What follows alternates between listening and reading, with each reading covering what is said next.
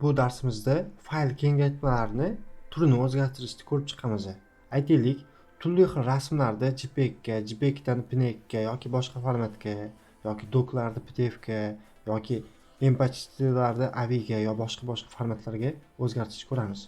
Bizga Format Factory dasturi kerak bo'ladi. Dasturga kiramiz. Qaranglar.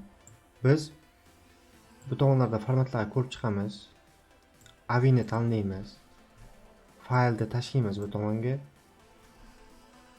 va qanday nastroyka qilishlarni ko'rib chiqamiz. Qanaqa formatda bo'lishi kerak, shularni tanlab olamiz. OK da bosamiz. Keyin qayerga saqlanib qilishligini biz tanlab beramiz. Рабочий stolni o'ziga OK beramiz va start bosamiz. Endi ozgina kutib turamiz. Mana biz fayl turini o'zgartirib oldik. Mana bu AVI.